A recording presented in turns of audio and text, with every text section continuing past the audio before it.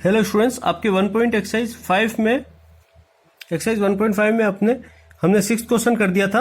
आपको ये दोनों होमवर्क में करने थे, होप आपने कर दिए होंगे। उसके बाद में आप 7th क्वेश्चन देखिए, फिल इन द ब्लैंक्स। इसमें क्या दे रखा है, आई एक्स सी। ये आई का मतलब क्या है, 1 है, एक्स का मतलब 10 और सी का मतलब 100 and are repeated not more than 3 times.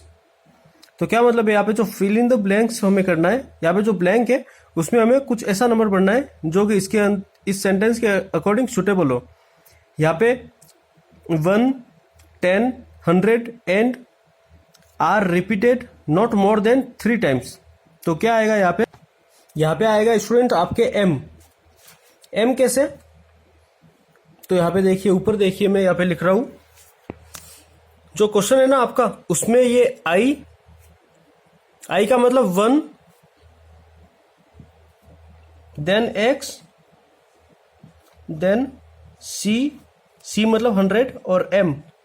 Okay, M इसका मतलब है 10, इसका मतलब है सॉरी इसका मतलब है 1, इसका मतलब 10, इसका मतलब 100, इसका मतलब 1000। जो ये 3 नंबर से ना, चारों नंबर से ना स्टूडेंट्स, ये repeated not more than 3 times. Okay, कैसे, आपको पता है कि आप 1, अगर 5 के बाद में आपको 8 लिखना है तो इस 1 को आप 3 बार रिपीट करते हैं। ओके, 3 टाइम्स है। बट अगर आपको 9 लिखना है तो आप कभी ऐसे लिखते हैं क्या कि 5 + 4 = 9 है, तो आप ऐसे क्यों नहीं लिखते 1 1 1 1?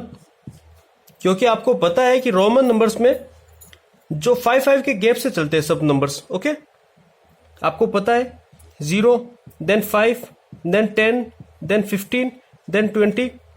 तो इसमें क्या होता है, 5 के इधर वाला नंबर, मतलब 5 के जस्ट छोटा नंबर और जस्ट बड़ा नंबर 5 से रिलेट करके लिखा जाएगा।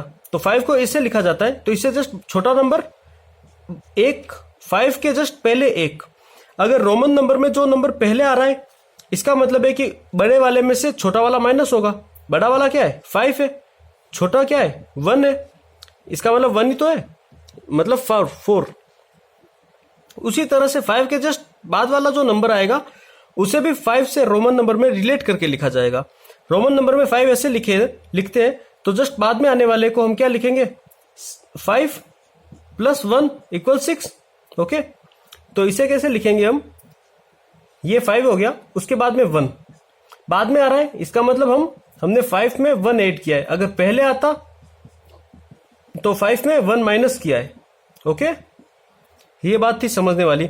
अब 10 है तो 10 से भी जस्ट पहले जो नंबर आएगा वो इससे रिलेट करके लिखेंगे, बाद वाला भी जस्ट इससे रिलेट करके लिखेंगे। 15 है तो 15 के जस्ट पहले जो रिलेट करके लिखेंगे, बाद वाला भी रिलेट करके लिखेंगे। इसका मतलब 5 5 के डिफरेंस से जो भी नंबर आ रहे हैं ना, हमें इसकी हर चीज पता है। इसका पता है इसे कैसे लिखा जाता है, 5 ऐसे लिखा जाता है, इसे ऐसे लिखा जाता है, इसे XV लिखा जाता है, इसे XX लिखा जाता है। तो इसके बाद जैसे 21 आ रहा है तो 21 को हम XX1 लिखा जाएगा। ओके, और ये जो 1 है ना, ये आप सीख लीजिए ये बात कि 1 को हर बार 3 बार रिपीट किया, और जैसे ही 4 बार रिपीट करने की बात आई ना, तो हमने क्या किया, 9 को जब लिखते हम तो 4 टाइम्स शायद में भी रिपीट कर सकते थे, बट हमने क्या किया, इसे 10 से रिलेट करके लिखा। तो 10 को X लिखा जाता था, तो 9 को हमने इसके जस्ट पहले, मतलब 10 - 1 = 9 ऐसे लिख लिया। पहले आता है इसका मतलब 1 माइनस होता है, बाद में आता तो 1 ऐड होता। ओके, उसी तरह से जैसे X है, X को भी हाईएस्ट हम 3 बार रिपीट करेंगे, इससे ज्यादा रिपीट नहीं करेंगे, क्योंकि इसे जस्ट बाद में रिपीट करने पे 40 हो जाएगा। इसका तो मतलब है 30, बाद में आ रहा है मतलब 8 करना है, तो एक X का मतलब है 10, बाद में आ रहा है 8 करना है सबको, 10 + 10 + 10, 3 बार 10 को 8 कर दिया तो आ जाएगा क्या हमारे पास 30। लेकिन 40 को जब हम लिखेंगे ना तो 50 से रिलेट करके लिखेंगे हम। 50 को क्या लिखते हैं, L, तो 40 को क्या लिखेंगे, 40 को हम क्या लिखेंगे, 50 - 10। और जब भी माइनस आता है तो छोटा वाला नंबर पहले आता है। छोटा वाला क्या है, 50 और 10 में X, बड़ा वाला बाद में आता है। बड़ा क्या है, 50, तो L। पहले आ रहा है x, इसका मतलब l में से x माइनस हुआ है। ओके, उसी तरह से cn, जो c है मतलब 100 है, इसे भी हाईएस्ट 3 टाइम रिपीट होगा, और m है ये भी हाईएस्ट 3 टाइम रिपीट होगा। बस ये याद कर दीजिए आप ये बात कि ये सब हाईएस्ट 3 टाइम्स रिपीट होंगे। अब आपके नेक्स्ट क्वेश्चन क्या कहता है कि 5, 50 and dash are not repeated. 5, 50, तो यहां पे आएगा student 5, 50 and 500 is not repeated. तो आप देखिए रोमन में जो रिपीटेड है ना बेटा, यहां पे मैं लिख लेता हूं। रिपीटेड कौन कौन होते हैं? एक तो होता है 1, 10, 100, 1000।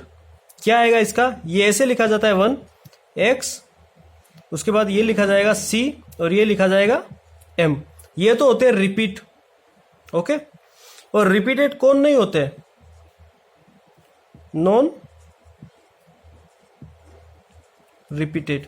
नॉन रिपीटेड कौन से होते हैं बेटा? वो होते हैं आपके 5 के मल्टीप्लाई में जो भी है ना, 5, 50, 500, ये सब 5 के मल्टीप्लाई में, ये 10 की मल्टीप्लाई में या फिर 1 की मल्टीप्लाई में बोल दीजिए इसे। ओके, तो 5 को क्या लिखा जाता है इसमें? 5 ऐसे लिखा जाता है, 50 ऐसे लिखा जाता है, और जो 500 होगा उसे क्या लिखेंगे हम? उसे लिखेंगे d। तो ये सब होते हैं नॉन रिपीटेड है, ये रिपीटेड है, तो यहां पे आपका आंसर क्या आएगा? यहां पे आंसर आएगा d। ओके, देन आपका सी क्वेश्चन है कि 1 is subtracted only from 5 and dash and only dash. तो यहां पे आपके क्या आएगा बेटा? तो यहां पे आपके आएगा, एक तो देखो क्वेश्चन को समझो आप। क्वेश्चन कह रहा है कि जो 1 है वो सब्ट्रैक्ट होता है ओनली फ्रॉम 5 एंड। कहने का मतलब है कि पहले आप पहली कंडीशन में पुट कर दो इसकी वैल्यू। जो 5 है, 5 से सब्ट्रैक्ट होगा 1, इसका मतलब 5 के आगे आएगा। ओके, इसका मतलब क्या है? ये 4 है, यही तो कह रहा है। और एक और किससे सब्ट्रैक्ट होता है ये आपको पता है? 9 भी तो अपन ऐसे ही लिखते हैं, 10 से जस्ट पहले 1, मतलब 10 से 1 सब्ट्रैक्ट किया तो 9 आया ना, ये 9 था, ये पहले आने का मतलब है सब्ट्रैक्ट होना। तो यहाँ पे क्या आएगा? x, और यहाँ पे क्या आएगा? ओनली वंस, क्योंकि एक एक बार ही हो रहा है। उसी तरह से आपका जो डी क्वेश्चन है कि x is subtracted from l का मतलब 50 से जब x सब्ट्रैक्ट होगा मतलब -10, 40, इसे क्या लिखेंगे? lx। पहले लिख रहे हैं, इसका मतलब सब्ट्रैक्ट हो रहा है। ओके, और किससे सब्ट्रैक्ट होता है ये l?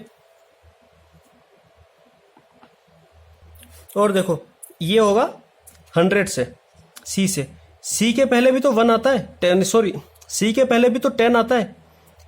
पहले 10 आ रहा है मतलब 100 माइनस 10 बड़ा वाला है, उसमें से छोटा वाला माइनस करना है, क्योंकि छोटा वाला पहले आ रहा है। अगर बाद में आता, अगर ये ऐसे आ जाता ना c और x, तो हम क्या करते हैं? 100 में 10 ऐड कर देते, ये हो जाता 110, ये हो जाएगा 90।